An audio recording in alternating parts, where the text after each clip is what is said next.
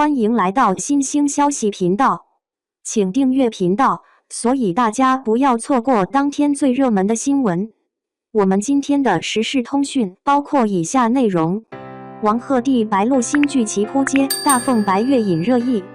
王鹤棣和白鹿的新剧双扑街，这是最近在网上可热闹了。一个是大凤打更人，号称男频小说改编的天花板；另一个是白月泛星，预算烧得惊天地泣鬼神，但结果就俩字：不行。这两部剧真的是让人看完有种这啥玩意儿的感觉。说真的，流量明星再顶也经不起这么折腾啊。先聊聊大凤打更人，我跟你说，这原著那可是爆款级别的存在。当初多少读者熬夜追文，就为了看许七安这个现代灵魂穿越到古代怎么破案，耍嘴皮子，还顺带开个后宫。但电视剧一上来，大家都傻眼了。本以为会还原小说里的骚话幽默和那些悬疑断案情节呢，可谁想到从第5集开始，画风急转直下，直接变成单女主玛丽苏恋爱故事。什么意思？观众追着爽文 IP 进来的，就被喂了一口狗粮，这不是明摆着欺负咱们粉丝记性差吗？至于演员表现，那简直就是另一层次的灾难现场了。王鹤棣演许七安，说实话，他长得帅这是没跑的，可问题是，他演出来完全没有那股市井无赖中透点机灵的味道，一副端着架子的模样，看着真叫人生气。有网友吐槽说他站那儿像是在走秀，一张嘴又像背课文，我倒觉得形容的挺贴切。而配角们更离谱，全程五官乱飞，每句台词都像给观众发弹幕一样，生怕没人注意他们。你能想象堂堂古装剧拍出了小品既视感吗？还有导演和编剧，不提不舒服，他们到底有没有认真研究过原著啊？剧情里那些逻辑链全散架了，本该紧张刺激的大场面也拍得松松垮垮，好多地方甚至连基本设定都对不上，让书粉忍不住想问一句：您要是不想照搬，也别整这么敷衍吧。接下来再来说说白月泛星。哎呀，我跟你讲，如果用2个字总结的话，就是混乱。这部戏本来野心特别大，人家试图搞出个庞大的世界观，然后塞进去5条支线，把每个人物的悲欢离合全铺开，但最终效果呢，根本顾不过来。狐族院境这一段更是拖沓的让人崩溃，看半小时等于做心理测试，考验耐心程度。当然啦，大制作肯定少不了炫酷特效，但是这些视觉轰炸光靠好看可救不了命啊。如果内容抓不住重点，再华丽也是空壳子，对吧？而作为女主角，白鹿其实一直以来口碑算稳健型选手，不过她的问题现在越来越明显，太套路化。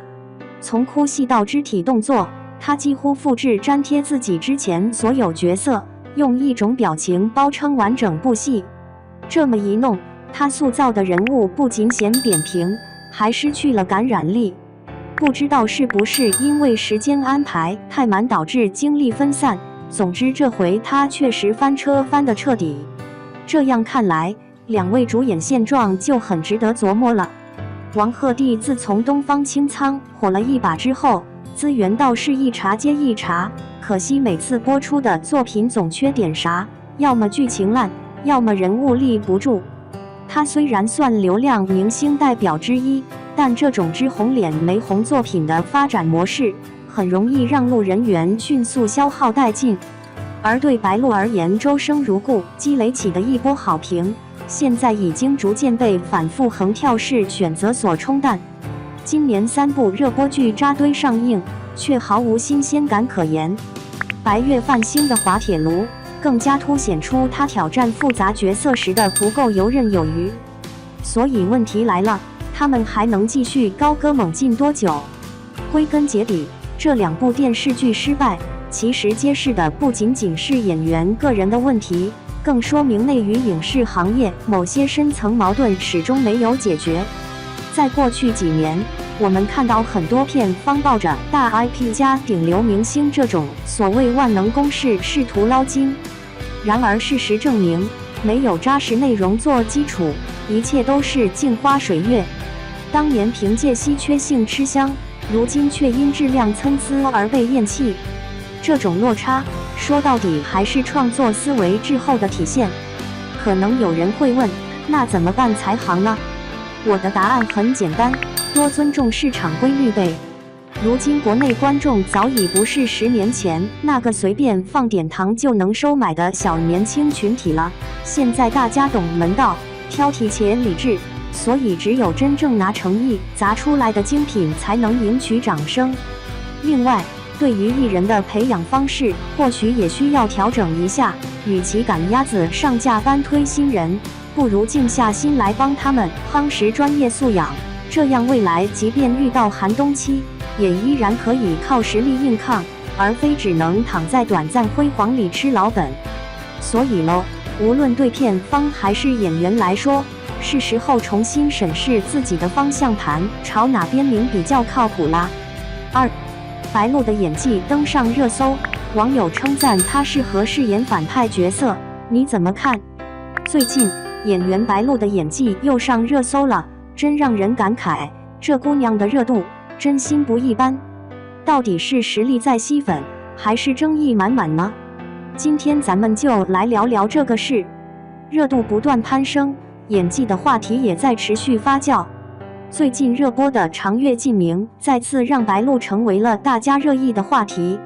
她在剧中挑战了一个复杂的角色叶惜雾，这种白切黑的角色如果演得好，绝对能让人惊艳，但要是弄不好，真的是会翻船的。而之前在《周生如故》中的崔时宜，又是另一个截然不同的形象，这让大家对白鹿的演技评价也是分歧不小。网上对她的赞美声此起彼伏，但也有人提出了一些质疑。看来这次讨论可真是热闹得很。她的眼神充满了戏剧性，尤其是哭戏，真的是让人一看就忍不住流泪。不少网友对白鹿的眼神戏赞不绝口，觉得她的眼神能传递许多情感。比如，光是一个眼神就能让角色从天真烂漫变得狠厉决绝，这种变化真是太厉害了。白鹿的眼神戏太赞了，从天真到凶狠，切换得特别自然。她的哭戏不是单纯流泪，而是把角色的情感层次表现得淋漓尽致。类似的评价在网上频繁出现。她在《长月烬明》里的表现，尤其是那种明显的凶狠感和某些戏剧性爆发，给观众留下了深刻印象。白鹿善于运用微妙的表情和眼神，表现角色内心的变化，把白切黑这种角色演得活灵活现，真让人佩服她的演技。演技确实看得出进步，但还有进一步提升的空间。当然，也有不少人在质疑白鹿的演技。有些人觉得她在某些镜头里演得略显用力，看起来有些做作。还有一些声音认为她的台词功夫还有待打磨，部分对白中的情感表达不够到位。其实，这也是挺正常的，谁的演技一开始都是不完美的吗？还有一些评论比较中立，既认可了她的进步，也提到了她需要加强的地方，比如角色的深度塑造等。这些反馈确实给了白鹿一个提升的方向。媒体聚焦，网友们也在热烈讨论，大家纷纷表达自己的看法，有的支持，有的质疑，形成了不同的声音。有些人的评论充满热情，直言不讳，分享自己对事件的看法，而另一些则更为理性，提出自己的见解和建议。这样的互动也让事情更加引人关注，话题热度不断攀升。你怎么看呢？关于白鹿演技的讨论在网上可谓是热火朝天，各大媒体也是争相报道。有人赞扬她进步神速，有人则提出了一些不足之处，还能看到她和其他演员进行对比的文章。这些评论从不同的视角展现了大家对她演技的看法，确实对她的整体口碑产生了影响。你瞧，媒体都在狂热关注，白鹿的影响力真是不小呀，未来值得期待，持续进步才是王道。